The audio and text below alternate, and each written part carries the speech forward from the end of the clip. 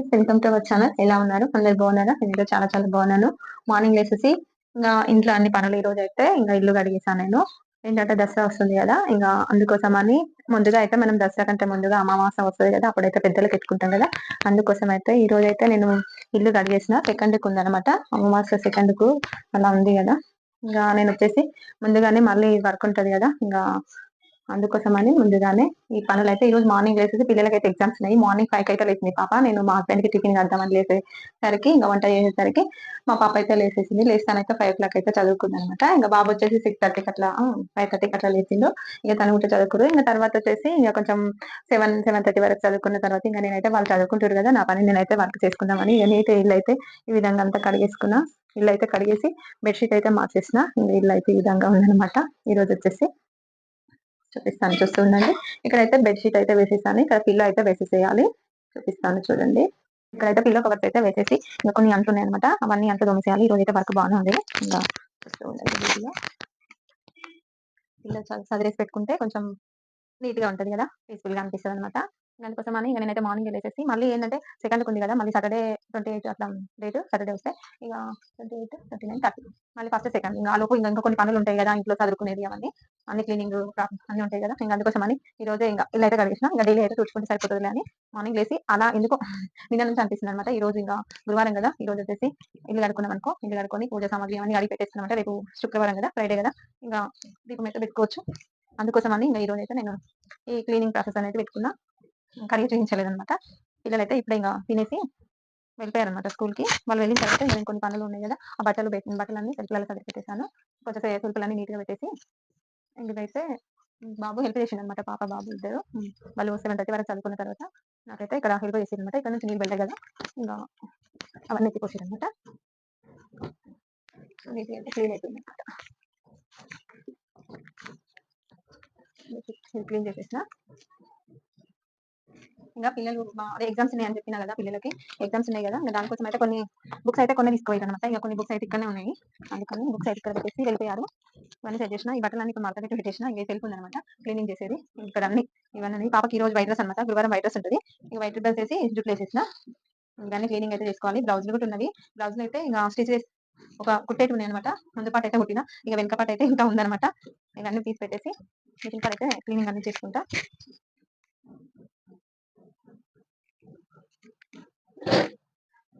పాప మర్చిపోయినట్టుంది. ఇవన్నీ ఇట్టే పెట్టేసింది, మర్చిపోయింది.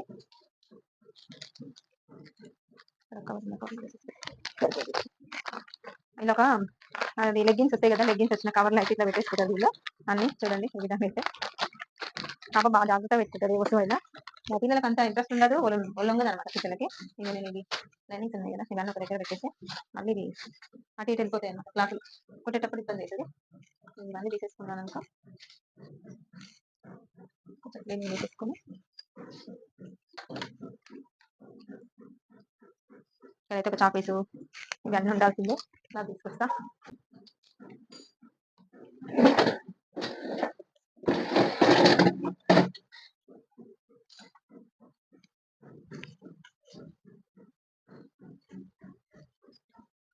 ఫ్రెండ్స్, ఇక్కడ వచ్చేసి వంటకట్ట ఇదంతా క్లీనింగ్ అయితే చేసుకుంటున్నాను. ఇంకా అమావాస్య వస్తుంది కదా! దానికోసం అయితే ప్రతిసారి అయితే అమావాస్యకి అయితే మేము పెద్దలకి ఎట్టుకుంటాం అనమాట.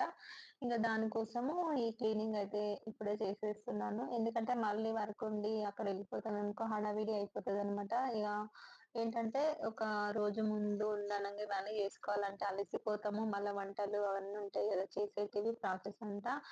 అందుకోసం అని ముందుగానే వీలున్నప్పుడు చేసుకుంటే మనం అప్పుడు ఇబ్బంది పడకంటే ఇప్పుడు కొంచెం టైం ఉన్నప్పుడు చేసుకోవచ్చు కదా అనేసి ఈ రోజైతే నేను ఈ క్లీనింగ్ అనేది పెట్టుకున్నాననమాట.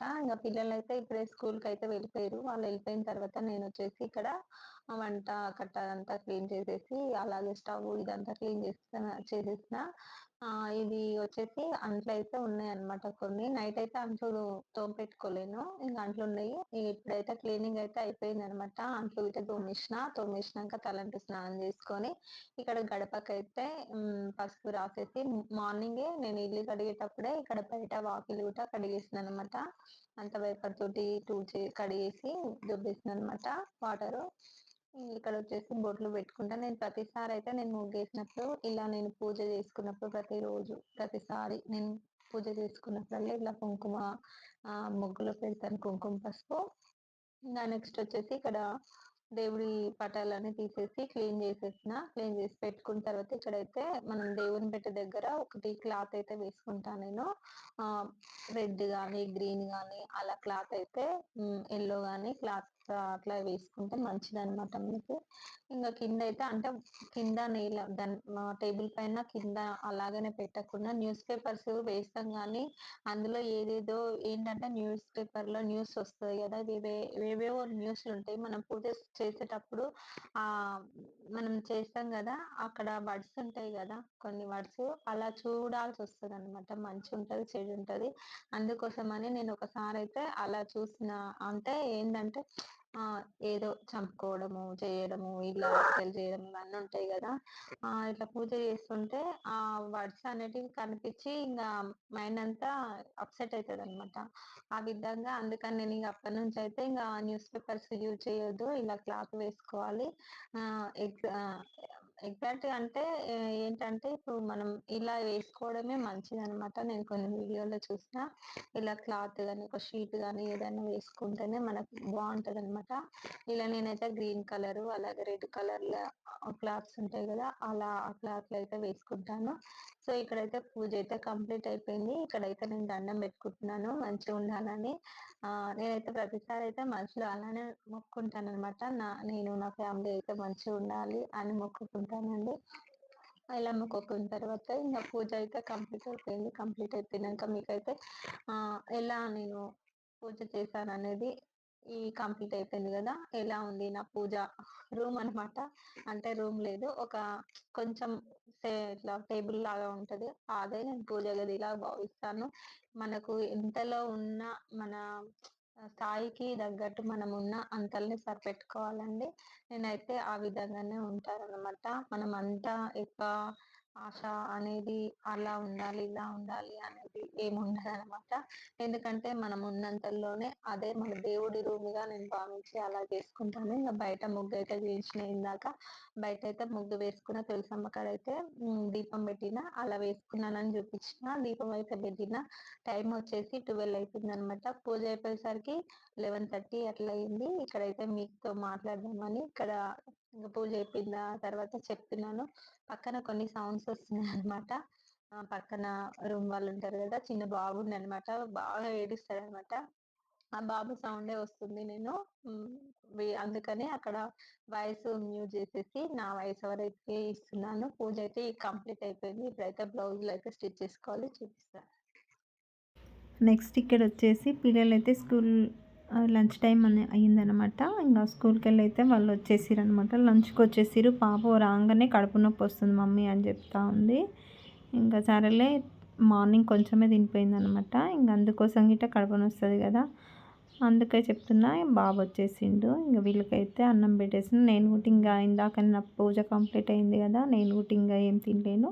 వాళ్ళతో పాటు తిందామని ఇక్కడైతే కూర్చున్నాము. ఇంక వాళ్ళైతే ఇంక నేను మార్నింగ్ షాప్‌కెళ్ళినుంటే ఇంక బిస్కెట్స్ అట్లా తెచ్చున్నాను. ఇంక అవైతే తింటుర్రు రాంగానే బిస్కెట్స్ తింటుర్రు. వద్దులే స్నాక్స్‌కి తీసుకోవండి అని అంటే వాళ్ళు వచ్చేసి అవైతే తింటున్నారు. తిన్న తర్వాత రైస్, అన్నం అయితే తింటారంట. ఇంక ఇప్పుడైతే ముగ్గురికి అన్నం పెట్టేసుకొని ఇప్పుడైతే తింటున్నాం. సో నెక్స్ట్ వచ్చేసి బ్లౌజ్ అయితే స్టిచ్ చేశాను. ఇదేనండి వీడియో. బాయ్ అండి.